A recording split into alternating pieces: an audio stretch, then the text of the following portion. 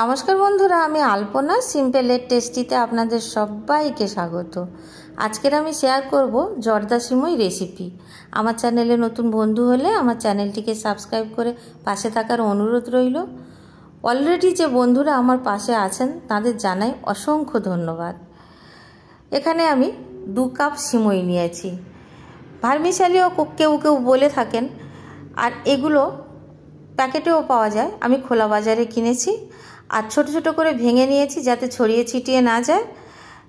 2 cup নিয়েছি মেপে। এই কাপ মেপে চিনি আর জল দেব। এখানে আমি নিয়ে নেব কিছুটা ড্রাই ফ্রুট, পেস্তা, আমন্ড, আর এখানে কিশমিশ আর কাজু নিয়েছি। কাজু কিশমিশ হাতের ধারে থাকলে দেবেন, আর না থাকলে দেবেন না। নারকেল দিয়েও খুব ভালো তৈরি হতে পারে জর্দা সিমাই। আমি এখানে গ্যাস জ্বালিয়ে কড়াই বসিয়ে নিয়েছি।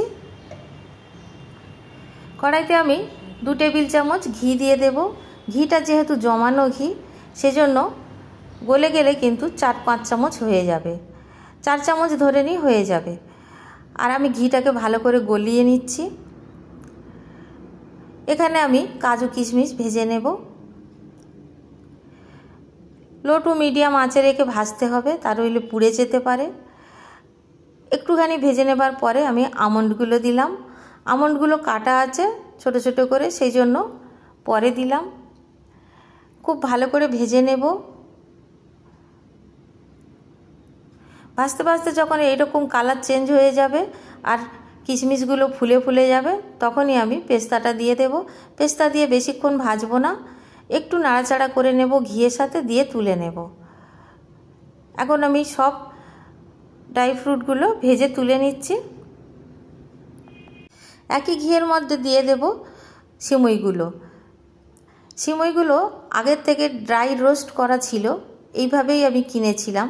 যদি এরকম ভাজা সিমুই কেনা হয় তাহলে কিন্তু বেশি ভাজার প্রয়োজন হয় না।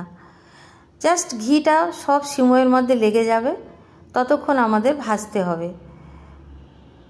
দেখে নিশ্চয়ই বুঝতে পারছেন সবটা খুব ভালো মতো লেগে গেছে ঘিগুলো সিমুইয়ের মধ্যে। এখন আমি নামিয়ে একটি প্লেটের মধ্যে রেখে দেব।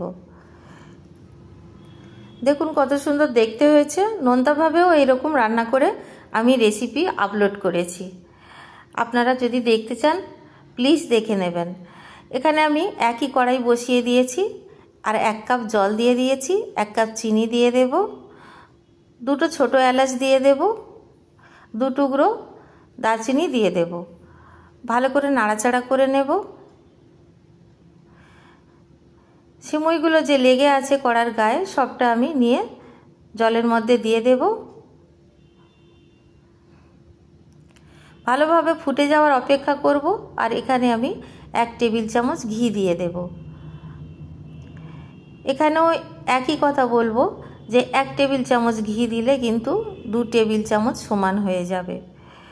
ভালো করে ফুটে গেছে। এখন আমি ড্রাই ফ্রুটগুলো দিয়ে দেব। কিছুটা আমি রেখে দিয়েছি গার্নিশিংয়ের জন্য, খুবই সামান্য রেখেছি, বাকি সবগুলো আমি দিয়ে দিয়েছি। ভালোভাবে ফুটে যাবে তখন আমি ভেজে রাখা সিমুইগুলো দিয়ে দেব। এখন আমি ভেজে রাখা সিমুইগুলো দিয়ে দিলাম। ভালো করে মিশিয়ে নিতে হবে নাড়াচাড়া করে।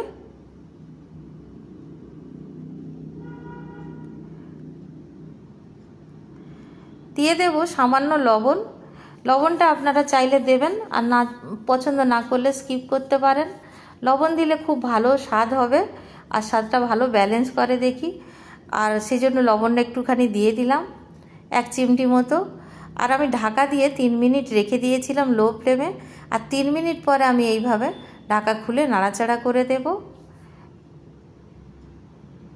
যাতে সব দিকটা ভালোভাবে সেদ্ধ হয়। আবারও ঢাকা দিয়ে দেব 3 মিনিটের জন্য।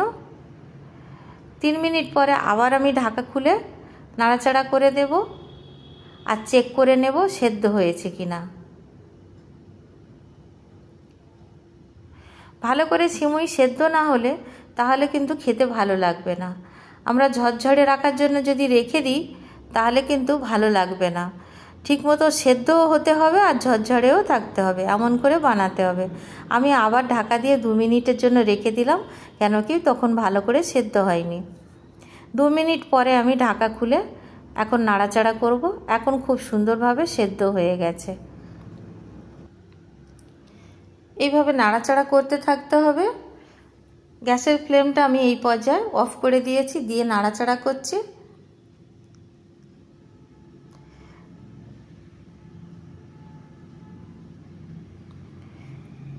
কিছুক্ষণ নাড়াচাড়া করে নেবার পরে আমি স্প্যাচুলাটা ভিতরে রেখে আর ঢাকা দিয়ে এইভাবে রেখে দেব, যাতে তাড়াতাড়ি ঠান্ডা হয়ে যায়। আবারও একটু নাড়াচাড়া করে দিতে হবে, একেবারে ছেড়ে দিলে হবে না, নাড়াচাড়া করতে থাকতে হবে কিছুক্ষণ। একটু পরে পরে একটু নাড়াচাড়া করে দিলে ঠান্ডাও হয়ে যাবে আর ঝরঝরে হয়ে যাবে। আমি কাঁটা চামচ দিয়ে এইভাবে নাড়াচাড়া করছি, তাতে বেশি ভালো হবে আর খুব সুবিধা হয়।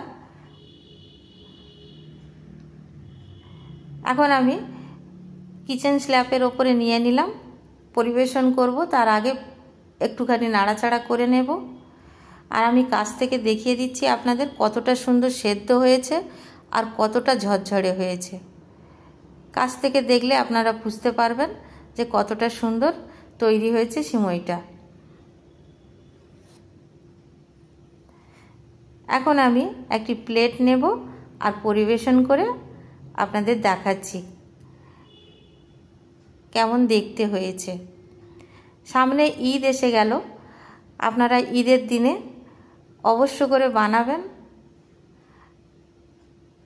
আর কেমন লাগলো কমেন্ট করে আমাকে জানাবেন।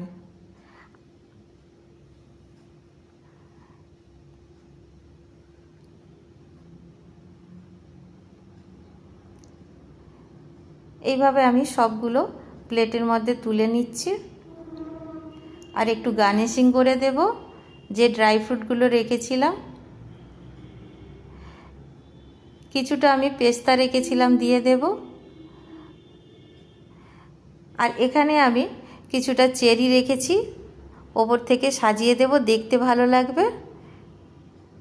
থাকলে দেবেন, না থাকলে দেওয়ার কোনো প্রয়োজন নেই।